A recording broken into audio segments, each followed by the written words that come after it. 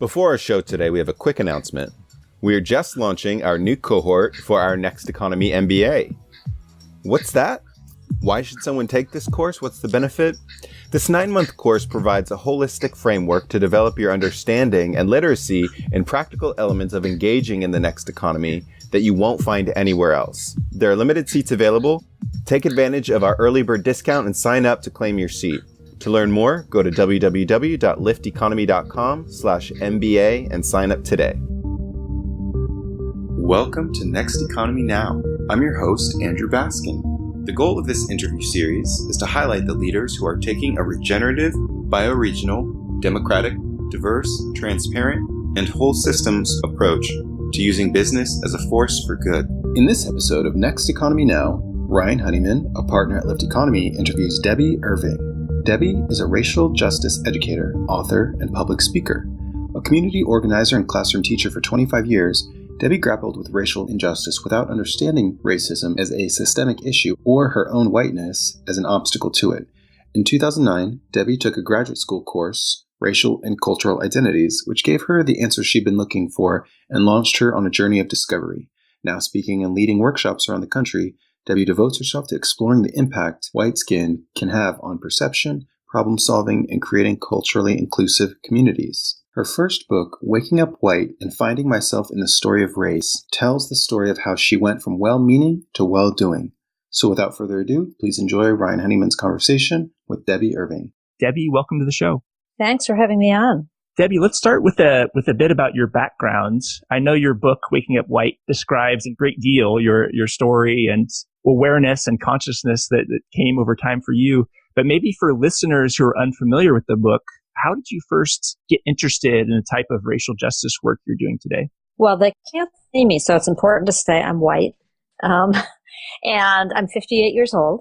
I was born in 1960. And so that ends up mattering because the era that we're raised in influences the beliefs that we hold and the experiences we have. So I grew up in a, typical, actually a fairly affluent white suburb north of Boston. And at the age of 21, after what I call my white bubble life, I moved into Cambridge, Massachusetts, and worked in Cambridge and Boston.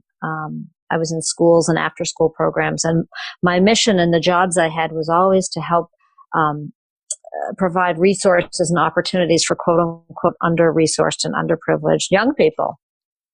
And in that role, I got really jazzed, wow, I get to be a good person. This is like a kind of a Robyn Hood experience. I could tap into my social network from my wealthy white childhood and family and try to bring some resources over to these underprivileged areas.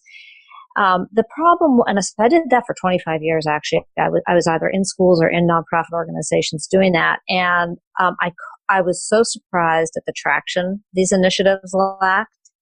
And I couldn't figure out why, because I'm a hard worker and, I'm smart, above average smart. And when I set my mind to something, I can usually do it, but I knew there was something I was missing. And I also felt an elephant in the room feeling when I was on diversity committees off and on for all these years too.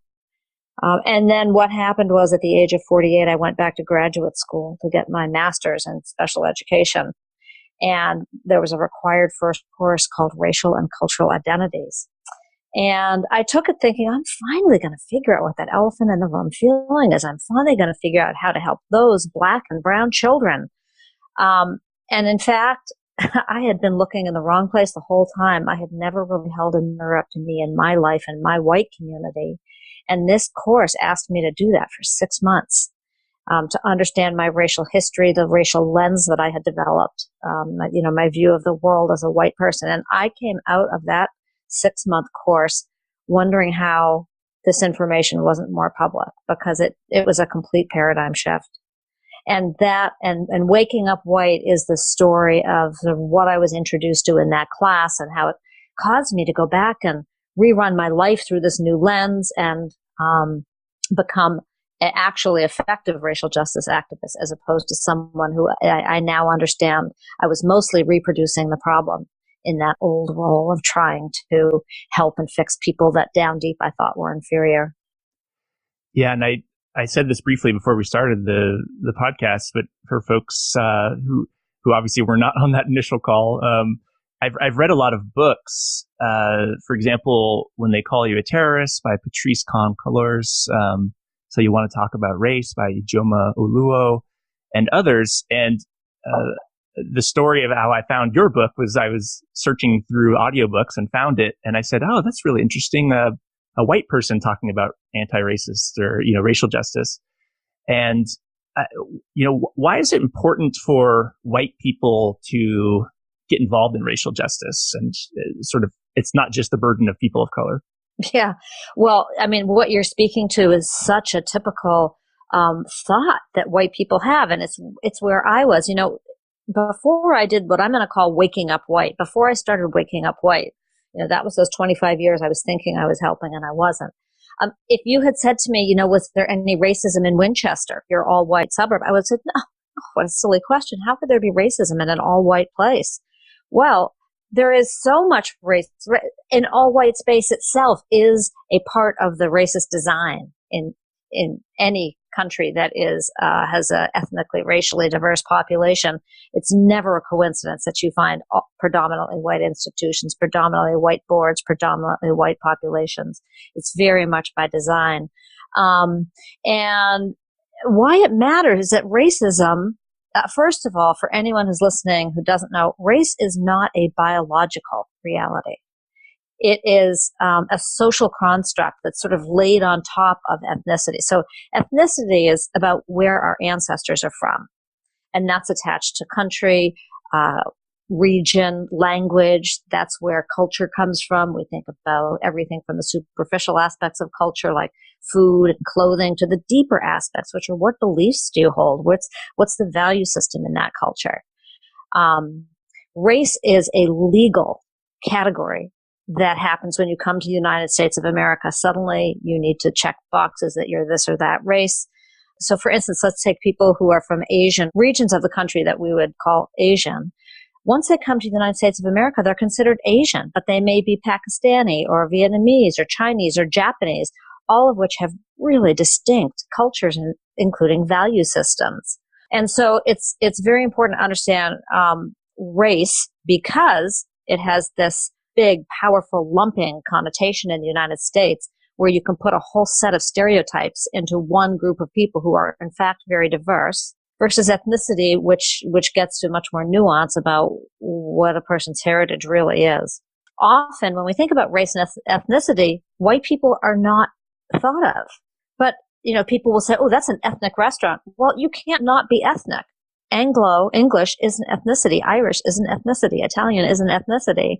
And you can't not have a race. White is a race, and it's the group of white people. It was white land-owning Anglo-Protestant men who invented the idea of race in the United States. It had begun to be formulated around skin color during the Enlightenment period in Europe, but it came to the United States, and then it was used as a political socioeconomic tool. And so why do white people need to be a part of it? Because white people designed, even if Debby Irving, I didn't design it, but I certainly inherited the advantages that come with being a member of the advantaged racial group.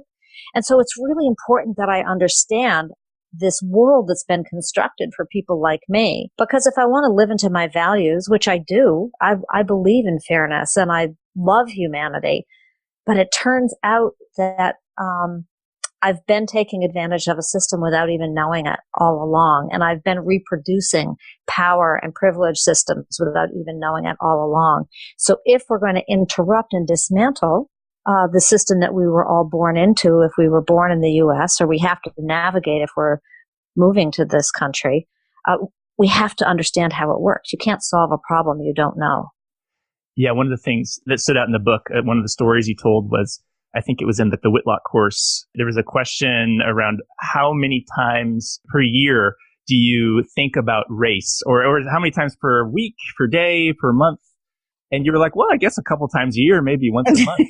But well, who has time to think about race every day? That seems. Or why would you? Right. That was my thought. Like, what would there be to talk about? Yeah. And then all the people of color in the room, when they said, okay, let's see your answers, thought about it every day. I thought that is one reason why I think it's important for white people to talk about anti-racist, possibilities, because I really resonated with that. I was like, yeah, that I have had that experience. And so I can see why this is important now. Yeah, that was a funny moment because there were a group of white people in the room saying, what would there be to talk about every day? And there were people of color with their jaws on the ground saying, you don't talk about it every day? Now that I am where I am in my understanding, it makes perfect sense. People of color need to talk about it every day in order to navigate and survive the world. A classic example of this is the talk that African American parents need to have with their children. What do you do? How do you stay safe in the presence of a policeman? How do you stay safe in the presence of any authority? So an authority figure, keep your hands out of your pocket, comply, don't talk back, all that kind of stuff. But so the idea that it was possible for me to think that I wasn't living a racialized life, in retrospect, looked ridiculous to me. Like, how was that possible? When I go to the store and I go to buy beauty products, who are the beauty products made for? And this is starting to change, but the shampoos are made for white hair. And now I understand I'm repeating a racial category, which I'm trying to say isn't real, but I am going to do that. What foods? They're white foods. Everywhere I go, it's Anglo, it's English language. But even if we stay away from ethnicity and just look at sort of the hair, eye, and skin type of white people and the clothing size, who fits into Gap clothing, who fits into Banana Republic clothing, who fits into Lululemon clothing. So everywhere I look now, I see white. Who's running the board of directors of this or that company? Who are the school committee members in any given town? Who are the higher ups and the doctors in a medical setting, and who are the orderlies and the nurses? And if we go up and down the hierarchy, there it's whiter and maler the higher we go, and it's browner and more female the lower we go. And once you start to see it, you can't not see it.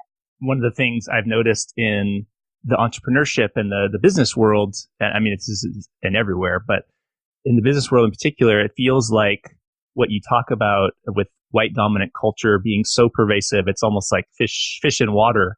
And without a almost constant attention and awareness of how easy it is to just slip into the dominant culture's way of doing things in companies, that you sort of can just constantly be, not being aware, or it just seems very problematic for businesses because they want to solve diversity and inclusion problems, but they also have it's more about just having people of color at your company. There's also layers and layers. Can you speak about that at all, around how it might affect the business as well?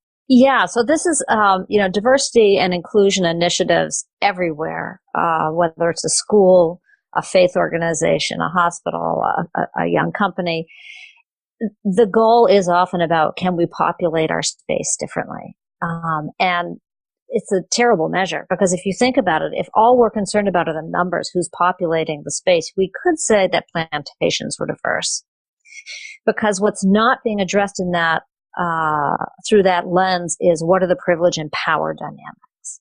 So when I think as a woman, if I walk into a company, a board, let's say I get appointed to a board of all men, all of my training around being a female that taught me, sometimes explicitly, more often implicitly, meaning without any language, all of my training as a female was to go a little small, make the men around me look good. Now this has an extreme flavor because I'm older. Younger women will have a different take on this, but there's still this idea that as women, somehow we're not to take men's spots. We're supposed to make the men look good. And so this will still happen to me. I have to fight this so hard when I'm in a room of men of any color. My female messages start kind of being enacted, and I'll think, oh God, I shouldn't say something. I'll say, is this okay? Is this really stupid? Will they think? And then I'll say what I have to say, and then I'll find myself saying, should I have said that? That was really stupid. I shouldn't have said that. I'm very concerned about, am I going to appear too emotional, too soft?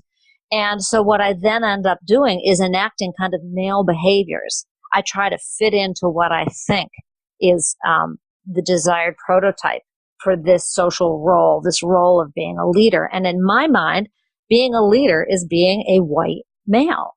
And there's a whole set of behaviors that go with it. If you had said to me 10 years ago, Debbie, do you do this thing? I would have said, absolutely not. I went to an all-women's business school. I have this thing down. I am a strong, confident woman. This stuff is happening so deeply for each and every one of us.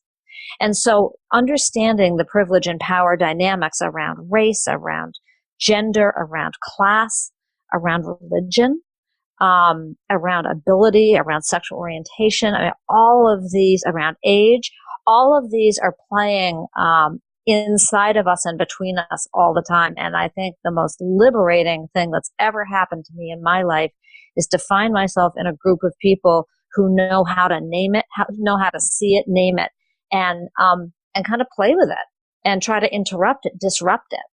So for instance, let's say we're in a room where there are 10 people at the table and 3 of them are firmly established white men, and you have some other mix in there.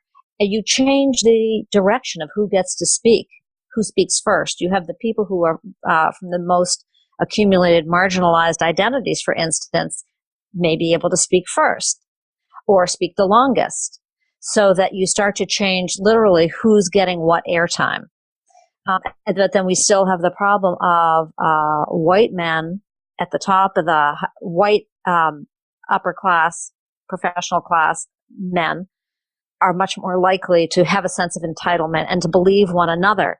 And unless they're aware, when a woman or a person of color, somebody maybe with an accent, someone maybe wearing a hijab, starts speaking, unless they have started to develop some awareness about their own stereotypes they've been exposed to, instead of being able to hear that person, they're going to hear just as loudly in their head these stereotypes. And it creates a real jangly kind of cognitive dissonance for people. The liberation is when we can acknowledge that that's happening for us. One of the things I've been struggling a bit with internally as I learn more and more about, people can't see me either, but I am a white male. And so it's sort of like the fish coming out of water, like, wow. One of the things that I struggle with, and I'm curious for your thoughts on, is, for me, learning about things like the GI Bill, which you talk about in your story, which I did know about already, but still, maybe in your response, you could just briefly talk about that and that piece. But I noticed that for me, the difficulties and oppression that African Americans have faced in this country, I feel like, okay, well, if there's some sort of, maybe it's a white person thing to rank. I'm like, okay, so they have the biggest claim to being oppressed. And, a white woman, it sucks being a woman. And at the same time, maybe you're not going to get pulled out of a police car and shot. So, but it's I can tell it's going down a bad rabbit hole of sort of ranking sort of different minority statuses. Can you talk a little bit about maybe the appropriate way to think about that, or if you've struggled with that at all? Yeah. The first thing I want to say is that, the anti-Black racism is a specific kind of racism, and it is in many ways at the bottom of the hierarchy. And yet I always want to make sure that we don't invisibilize Indigenous people who were having a fine life on this continent before the colonial settlers, my ancestors, came over. Because a lot of times when we're talking about race, we leave out Indigenous people. And as the first people to have an attempted genocide on them by white colonial settlers, it's always worth remembering that, whose land are we on? So what I hear you saying is, okay, there's a white woman and she's disenfranchised, but now we've got a Black man, and maybe she's poor and he's middle class. And so this is called the Oppression Olympics. So when we try to figure out sort of who's the more marginalized, we can really get in trouble and detract from the big picture. The big picture is there is one and only one system that organizes human beings in the United States of America, and it privileges men. And so the intersection of all of these matters. So when you think of who's at the top, it's an intersection of, it's not just white people. It's it's men, but it's not just white men. It's white men who are of a certain class, but it's not just white men of a certain class. There's Anglo behavior. The Anglo culture is the one that they're expected to adopt. And being cisgender and being heterosexual and, what am I leaving out? Did I say Protestant? So non-disabled. Right. Being neurotypical, able-bodied. It's that very, because we're all an intersection of identities and we're all of those things all at once. So if that one type of human prototype is the type at the top, everybody else is marginalized to one degree or another. And the name of this design, I have a really cool workshop I do where we actually map out this design. That's what white supremacy is. So white supremacy often gets mistaken as just attached to race or just attached to extremists, neo-Nazis and KKK. But white supremacy it's a philosophy that white people are supreme. But the makers of that philosophy, who then generated that narrative, again, we're back at that same group I'm talking about again and again. It was a European ideal that came over to the United States with the colonial settlers.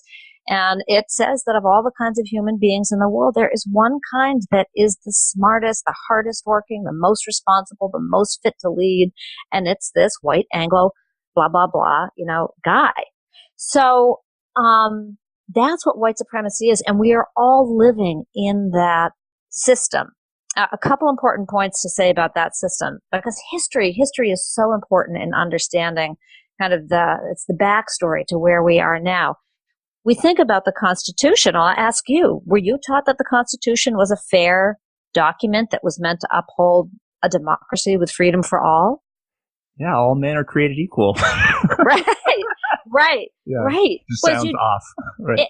So as you dig in, there are all kinds of flaws, including three-fifths human being, and the natives were called savage, and women were left out completely. But here's what's fascinating that I learned not too long ago. The Constitution, one of the fathers of the Constitution is considered James Madison. And he, in all of these very carefully documented conversations in the processes that led up to the writing of the Constitution, he said the whole point of the government we're designing is to protect the minority of the opulent from the majority. So if you think about, isn't that what I just described? There's one small subset of human beings who are that minority, and class is a major element there. And look at what's happening today. Look who's on our dollar bills. Look who's at the top of every structure, every hierarchy.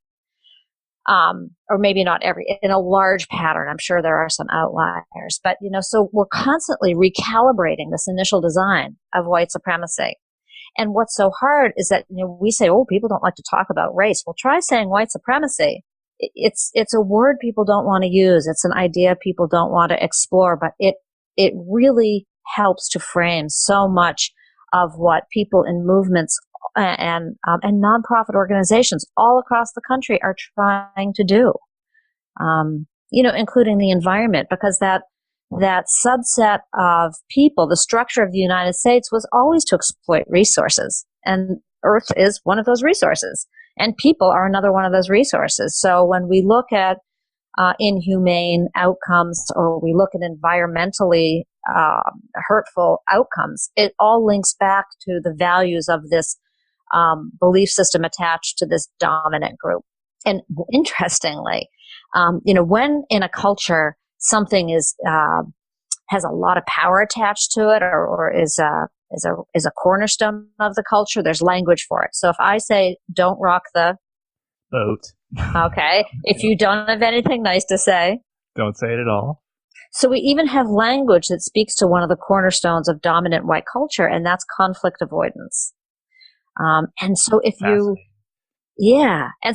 think about, okay, if I rock the boat, like I'm going to be ostracized, or I'm going to lose my job, or I'm going to be underappreciated, or I'm going to lose my status. Well, if bringing up race is one way to rock the boat, then we don't talk about it. And so in so many white spaces, this gets back to that little exercise that you were referring to from my book in the course about how many times do you speak? How often do you speak about race in your family? most white households and white communities don't talk about race. And how can you possibly understand something if you don't talk about it? You don't develop the vocabulary. If you don't have the vocabulary, you can't really develop the concepts. So one of the most important things that white people can do, starting right now, is start talking about it. Yeah, and one of the things you mentioned about white supremacy is I love how you described that it's not about, if you're in a culture of white supremacy, it does not mean that you are a KKK member in Charlottesville or something. It's all of the different layers. And I think one of the challenges about white people is we don't have to think about it. So, if you say white supremacy and I say, well, that may exist or it may not, but I'm just going to go, look at my iPhone now, because it doesn't really affect us to not do anything. I mean, it does, right? But can you speak a little bit about how do you talk to white people and get them engaged with sort of using language as a tool, as opposed to how do you sort of rope white people in? Maybe is the question I'll go for. Well, I think anybody is more prone to participate in solving a problem if you see yourself in the middle of it. And so one of the first things I do, because it is so easy for white people to say, race doesn't affect my life. Well, once you start talking about some history, especially around the GI Bill and housing and lending, once you say, do you know you get a preferential lending rate just because you're white? Do you know that if you go to buy a car, you probably pay less for it just because you're white? Do you know that when you go looking for a house, you're guided to a neighborhood that many Black and brown people will not be guided to? Do you know that when your child enters school, he, she, they will be seen automatically at a completely different learning ability than their Black and brown peers? Do you know that as a white parent, when you go in to talk to the school, you will be related to completely differently by the white administrators and educators? So when you start to help white people see that they are advantaged in a world that they want to be fair, I believe most white people, and I know there are people who love white supremacy and love love the advantage and truly believe Black and brown people. By the way, if you truly believe, as so many of us were taught, that Black and brown people are dangerous, criminal, lazy, living off the government, it's a very logical conclusion it's a logical emotion to feel resentment for those people. And if you truly think if you believe that, and you start hearing that the United States is becoming increasingly Black and brown, it would be logical to have some fear. But there's zero validity to those stereotypes. In fact, Black and brown people so often come from cultures that are very resilient. They do not fear conflict. They know how to have robust conversations, bring a whole different skill set. One of the things I've heard people of color say is white people only want to talk about race on their terms. Like you can't be loud, or you can't be right. accusatory. We want to talk about it in a way that's very nice for my own feelings. Can you right? Yes, about that. So that's so that's part of the discomfort, actually. Because people, and not all people of color, have avoided whiteness. The whole white culture, we're all exposed to it. And not all white people don't know how to have robust conversations. But there are big patterns that white people get super defensive and edgy and feel shamed and blamed when the topic of race comes up. And people of color are dying to have these conversations and be working collaboratively, cross-racially to figure all this out. So there's this wonderful book. I don't know if you've come across this, White Fragility by Robyn DiAngelo. Oh, it was on one of my, it's in my Audible cart to buy. Yes. So, yeah. Oh, good. Yeah.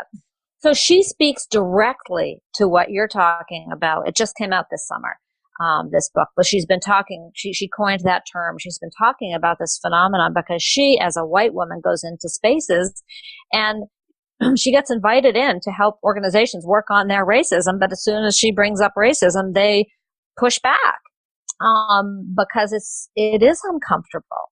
So, one of the things I can share in my own life is, all of these habits of the white culture, this emotional restraint, this thinking myself a rugged individual, my need to get things done quickly, to fix and have this sense of urgency, avoid conflict.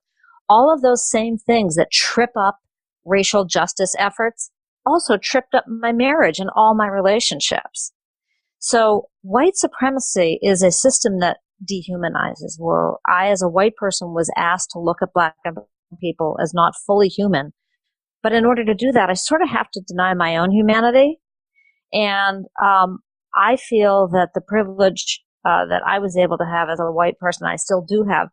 One of the big risks is the extent to which we can let our own natural human potential wither. So if I am told that I'm not supposed to create conflict and that conflict is scary, I develop zero navigation skills around it.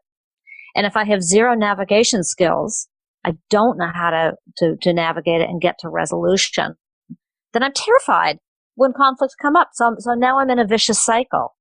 One of the most powerful things in my life has been learning to be able to be in conflict, not freak out, let that ucky feeling in my stomach just be an ucky feeling in my stomach, and have the faith and the confidence that we can work this out. We'll work through it. I can bring up this prickly subject because I'm not okay not bringing it up. Or if you bring up something, friend, colleague of color about me, Debbie, that's really landing on you wrong, and it's connected to my whiteness, you want to bring that up to me. It's not going to feel good, but I want to hear it. Because who's ever been in a relationship where there isn't friction that you have to work through? But racial friction is something that white people can walk away from, because very few of us. It's the privilege of being able to walk away. Yeah. What advice? So let's say I'm a listener and I'm on board. I'm like, fuck yeah, Debbie, this is great. So what is like the sort of like becoming a white ally 101, or like, what do you say to people who are sort of bought in and want to do something about it?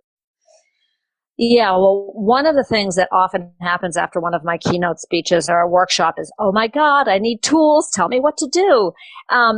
The thing that we really need to do is it's like saying, okay, you're totally out of shape. You want to go to the gym? I'm not going to tell you to just go like bench press. I'm not going to tell you to just be on the treadmill. We need sort of a well-rounded approach to do this. And we also need to prepare to be in it for the long haul, much like health, physical health. It's a lifestyle change. So recognizing that there's this mismatch between the task ahead of us as white people, or the practice that we need to develop as white people, and our white training that tells us, fix this now, urgent, SOS. My colleague, Dr. Eddie Moore Jr. and I, Black man who founded the White Privilege Conference, came up with something called the 21-Day Racial Justice Challenge. And it's 21 days is supposedly what it takes to build a new habit, so neuroscience says.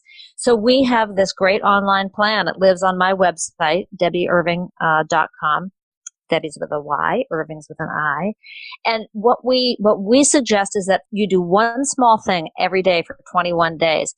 And you're picking from 8 different categories. So one might be really listen to the lyrics of one of the songs we suggest, read an article, listen to a podcast, take this list of things to notice out in the world and walk around with it for 24 hours. We have a whole bunch of ideas of what you can do, and you pick and choose from our little a la carte buffet of ways to become more resilient, ways to become more informed, and ways to connect. Because the other thing, often white people, especially white people with means, will say, I need to start a nonprofit. But there's what will be mind-blowing for people who are just beginning to wake up is the infrastructure that's already on the ground of people doing this work. And so finding out who's doing what in your area is really powerful. That's included in the plan. We help you figure out how to find those people. So I think that's the best next step for anyone who wants to learn more. And what about for white people who, I know it's true for me, one of the biggest maybe blockages to moving forward is fear of making a mistake. It's like, oh no, I said, what do you do for work to a person of color? And I remember your story in the book about just some of the basic questions that we ask. Can actually, it's sort of driven by this desire to box people in. Like, where did you go to school? Where are you from? What do you do for work? Like, we want to categorize people. Right. I can only relate to you once. Yeah. I can only relate to you once I know what category you're in. Right. Did you go to an Ivy League school or yeah? Yeah. Perfectionism is is a norm of the white culture. Not every culture strives for perfectionism. Relationship is much more important than being perfect. When you look at white cultural norms, so I say, hi, how are you? You know exactly what to say back. The white script is a very clear script. We can stay out of trouble very easily if we follow this very conservative, very narrow white script. What do you do for work? Where are you from? The thing about stepping out and actually trying to build some relationships across difference is we will make mistakes. And so it isn't about how do I avoid making a mistake. It's what can I do to hold on to myself when I do make a mistake? How do I build more resilience? So for me, that meant everything from remembering it's okay to make mistakes. It's more about, are you willing to stay engaged long enough to recover? When we make a mistake, it's important. Like, I need to learn to breathe. My stomach seizes up. I have such physical responses to my emotions that for me, breathing was important. Okay, when you make a mistake, Debbie, remember to breathe. Remember, no one expects you to be perfect. How are you going to stay in the game? Do not get defensive. Like, there's nothing worse, and everyone can relate to this. You share with someone, it really hurt me when you did blah, blah, blah. Well, I didn't mean to, or that's not how I meant it. The most important thing we can do when someone shares with us a misstep we've made is to be grateful that they have the courage to bring that to us. That means they must have some level of hope for us and trust in us, and to really take it in and try to learn from it, and not fix it right away. Just listen and sit with it. I was thinking when you were saying that, I'll ask my wife if I do that with her. She'll probably say, you try to fix it too much. Yeah, it's considered, right, I often say that's a male thing. I just want you to listen to me. But it's, it's not listening for listening's sake. It's listening to really connect and learn. One thing, one other thing is this idea of authenticity as a white person. In my sort of, I forget what you called it, but the sort of what level of chronically marginalized are you in the Olympics? What was the phrase you said about like? It was the Oppression Olympics. Oppression Olympics. And the Oppression Olympics, I have like not very many. I was like, well, at least Debbie's a woman, so maybe she can get away with being an anti-racist educator. But like, how do you see what is your approach to, because part of me wants to feel like, is this authentic, or is this sort of like me wanting to feel like a good person, where it's actually not trying to solve racism, but it's really about me sort of secretly wanting to be good or something, so how do you, as a white person in these conversations, how do you sort of keep a barometer on authenticity in when you show up in these conversations? Well, I think it's important because every single thing that I was taught about being a person in the world, it turns out is coming out of whiteness. And so often it's a 180-degree flip I need to make. So if looking good, I'm supposed to look good, look smart, right? The authentic thing to do is almost always 180 degrees around what that white impulse is. If looking good and looking smart is what I was trained to do, well, the opposite might be being vulnerable, being honest. And that might mean, I don't know what to say in this moment. I'm so afraid of saying something stupid. I don't want anyone to take care of me. I just want to share with you that if I'm being quiet, it's because I'm really kind of struggling in this space. I don't want you to misinterpret my silence. That would be being really authentic. When we think about, so you think about also like, how is something affecting me? That might be this meeting, this moment, this interaction, but also like, how has white dominant society affected you? So if you're a white male, who's really has zero marginalized identity, you're cisgender, you're heterosexual, you're, upper middle class or you're middle class, you're not worrying about where your next meal is coming from, you're Protestant, you may even have some Irish Italian ancestry in your past, but now you're several generations beyond that. I still say to people who identify as being top of the heap and will feel a lot of guilt and shame, were you taught as a young white boy to not cry? And when you were taught that, was there some language about, the P word? Don't be a pussy. Don't be a girl. Buck up, man up. So there's socialization around every human being. This is when I say it's dehumanizing. isn't that a little dehumanizing to be told as a young child that crying that's not okay? Like, there's only one way to be a man. And what does it do to you to shut off your emotions like that? One thing it does, any one of us who starts to become numb to our own emotions, it makes us very easy to be numb to other people's emotions, which makes it easier for us to not care about that person, and harder for us to repair when we get into a relationship, when something goes off the rails. And so this reconnecting to our emotions, it can look like soft work, but human beings actually have a soft side. That's a part of who we are. That's a part of how we connect to one another. So there is nobody in the hierarchy who has escaped the hand of whiteness. And its purpose is to make us more machine-like, in the name of profit, in the name of law and order. And I ask everybody, think about what it's done to you. What did it do to your family? What's it doing to your family now?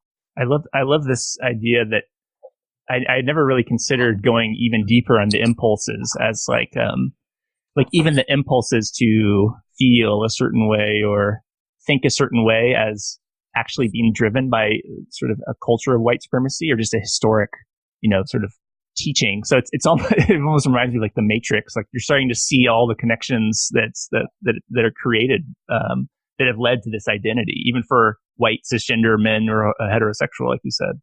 Yeah. So many of my colleagues use the Matrix as a metaphor, and I try to watch it. I can't stand science fiction. I just am so bored. I can't get through it. But if that works for you, like, spread that word, because anyone who's watched the Matrix, they get that right away. Blue pill, red pill. It's very much like that. Maybe it's just generational. Maybe it's just millennials and. No. The guy who first taught me about it's like 70 years old, so no. Got it. Fair enough. What about what are the top 2 to 3 things that keep you up at night around this issue? Children. When I was teaching, I was a kindergarten first and second grade teacher, and so I have seen firsthand what it does to a young child to start to buy into ideas that they are inferior. That when they're jumping around with excitement, they get sent to the principal's office, yet their white peers are jumping around and not. I've seen what it does to not see anybody like you in your administration or your teaching staff. I've seen what it does to these children to only have white parents coming in and helping out. Only white parents coming to pick up their kids.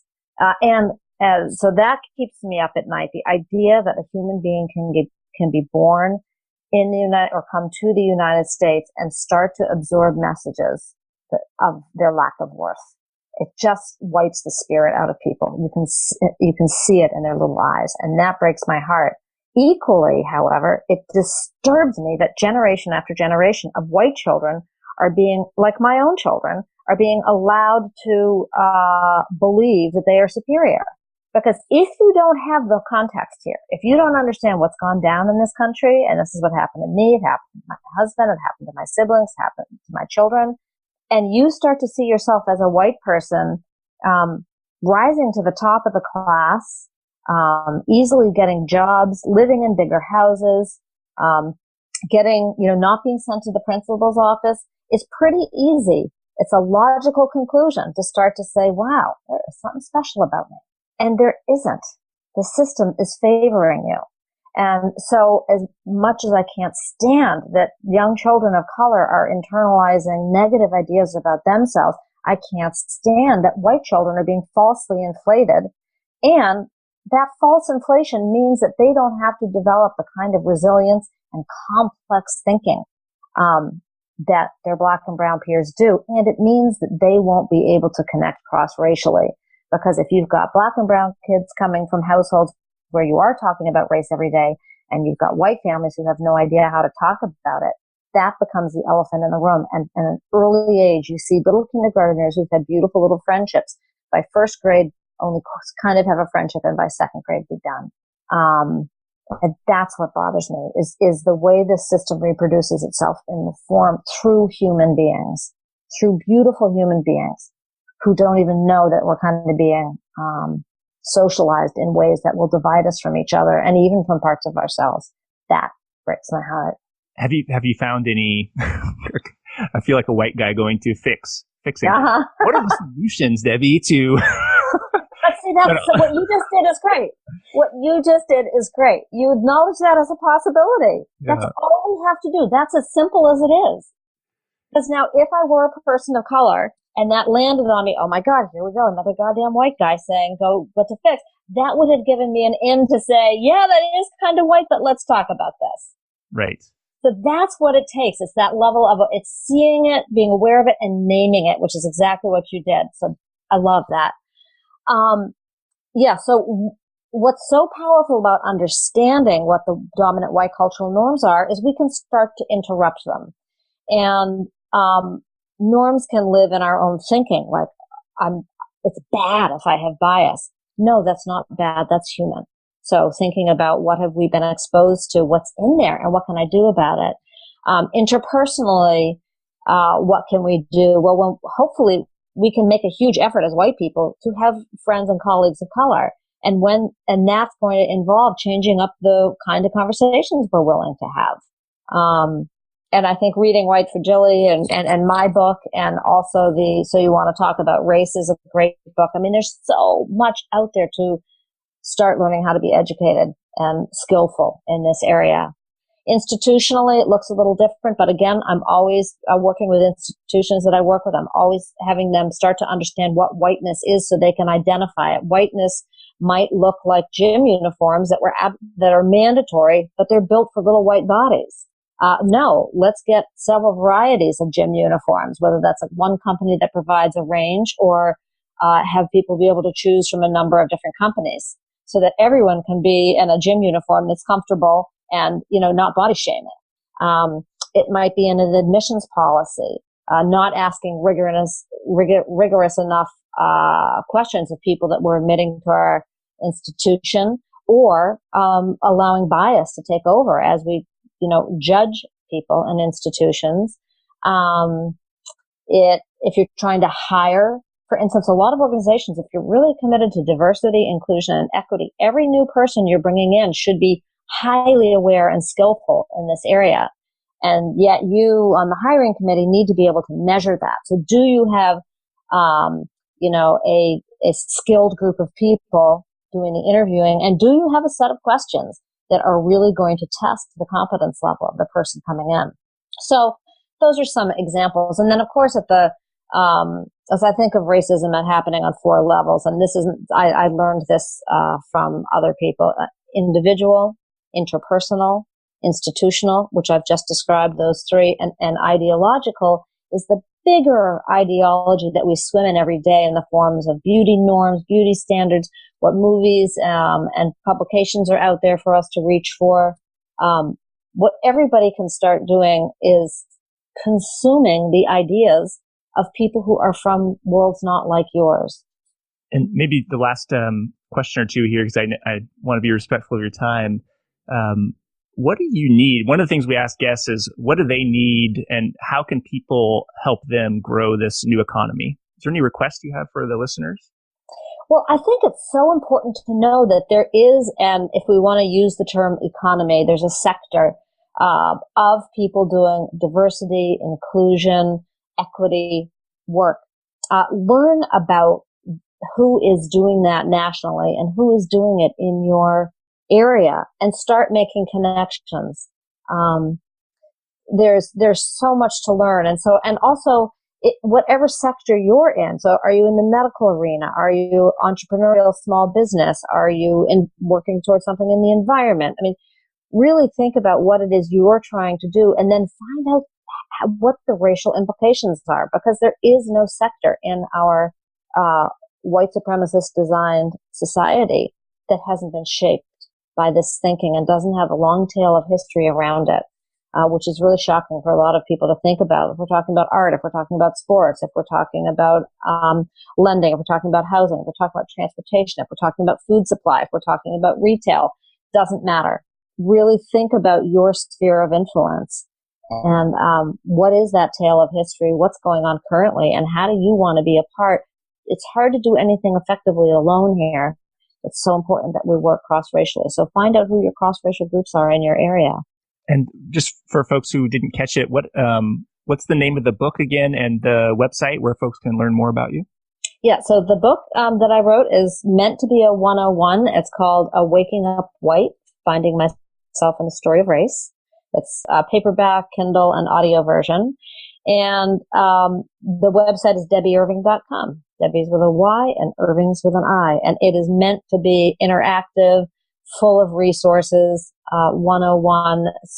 If you spend some time there, you might never come out because my website will lead you to other websites that will lead you to other websites.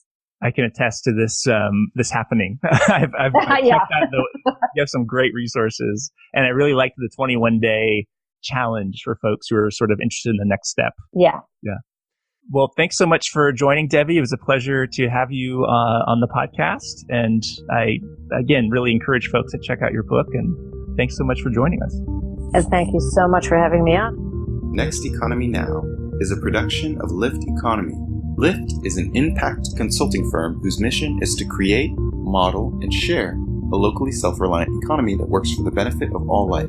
To listen to all our past episodes or to share your thoughts about the show with us, visit www.lifteconomy.com/podcast. That's LIFT economy.com/podcast. You can also subscribe to this podcast through iTunes, Overcast, Stitcher, or wherever you get your podcasts. Please take a moment to rate us on iTunes. It's really very helpful in allowing these ideas to reach a wider audience. Once again, thanks for listening.